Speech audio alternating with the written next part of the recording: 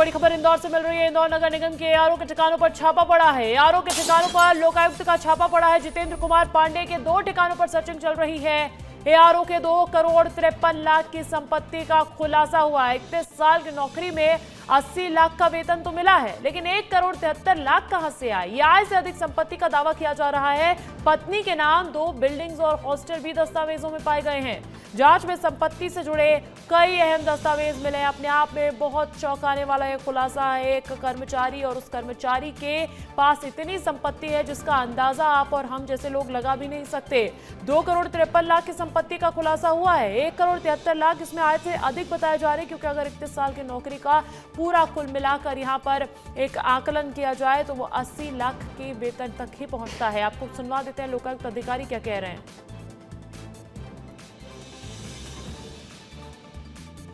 वो बता पाएगी, लेकिन वहाँ एक हॉस्टल है इनका पास। अभी बैंक लॉकर की जानकारी नहीं मिली अभी तक की जो जांच हुई।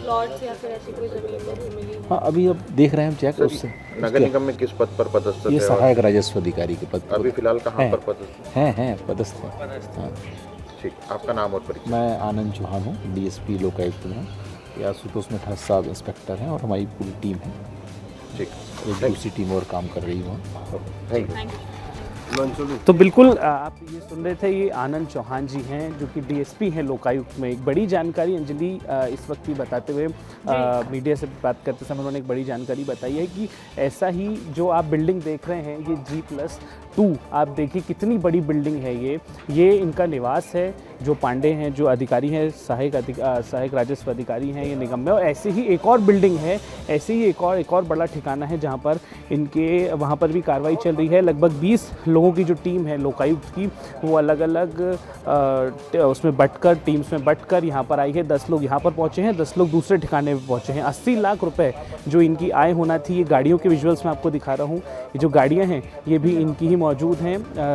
14 से 15 लाख रुपए जो ये गाड़ी है इसकी मैं कीमत आपको बता रहा हूँ। और एक सबसे बड़ी बात निकलकर जो सामने आ रही है, अभी तक की जो इनकी कमाई होना चाहिए थी 31 साल की सर्विस में, वो होना चाहिए थी 80 लाख रुपए। लेकिन अब जो आंकड़ा है वो इनकी आय से 216% ज़्यादा है। आप सोच सकते हैं 216% कितना होता है अंजलि।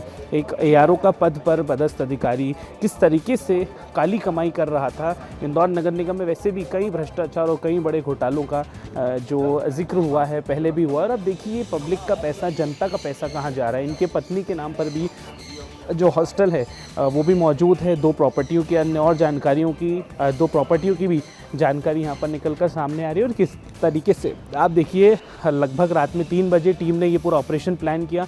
सुबह 6 बजे यहाँ पर टीम्स पहुँचती हैं। और अब आप देखिए कि किस तरीके से जो कार्रवाई है वो लगातार जारी है। चूँकि प्रॉपर्टियाँ ज़्यादा हैं तो इसलिए टीम्स जो हैं अलग अलग जगह छापेमार कार्रवाई कर रही हैं। ये बड़ी कार्रवाई इसलिए क्योंकि एआरओ का जो पद है अंजलि, मैं बार बार ये बात कह रहा हूँ कि एआरओ एक बहुत बड़ा पद नहीं होता नगर निगम में, लेकिन उसके बाद भी किस तरीके से जनता की जो गाड़ी कमाई है वो इनके पास जो इनकी प्रॉपर्टीज़ और सोने की बात जो आई है, वीडियोस जो निकलकर सामने आए कि किस तरीके से भारी मात्रा में सोना आप देख सकते हैं। टेबल्स पर सोने के ब्रेसलेट्स और नेकलेस, जमाने भर की जो चीज़ें हैं वो भी हैं। हालांकि अभी बैंक लॉकर्स खुलना बाकी हैं। बैंक लॉकर्स में क्या निकलता है, कैश कितना और निकलता है, इसकी काउंटिंग अभी तक लगातार जारी है। अभी हमने जो डीएसपी हैं लोकायुक्त की उनसे बात करी तो तमाम बड़ी जानकारियाँ देते वो नज़र आ रहे हैं कि किस तरीके से जो काली कमाई का एक बड़ा कुबेर का खजाना आप कह सकते हैं इनके घर में यहाँ पर। अब प्रॉपर्टी एक बार मैं आपको फिर से दिखाना चाहूँगा कि कितना बड़ा ये, आप देखिए घर कितना बड़ा है। और इसके साथ ही साथ जो एक और जो प्रॉपर्टी की हम बात करें वो हॉस्टल है, उससे अलग एक रेंटल इनकम आती है, वो G+3 का है। यानी हम मान के चलिए कि यदि एक फ्लोर पर भी 3 फ्लैट हुए तो कुल मिलाकर वो G+3 में 9 फ्लैटों का किराया जो है वो भी इनको आ रहा होगा। तो आप सोचिए, एक तो पहले यहाँ की ये प्रॉपर्टी अलग, दूसरी प्रॉपर्टी अलग, रेंटल इनकम अलग, और साथ ही साथ जो इतने समय से अलग प्रॉपर्टियाँ जोड़ी हैं वो अलग। तो कुल मिलाकर आप सोच सकते हैं 216% तो अभी तक है। और कार्रवाई जो है वो लगातार जारी है, अभी तक कार्रवाई खत्म नहीं हुई है। अक्षर, जो नगर निगम का घोटाला चल रहा है जिसको लेकर जांच तेज हो रही है, उसमें भी इन एआरओ का नाम है क्या?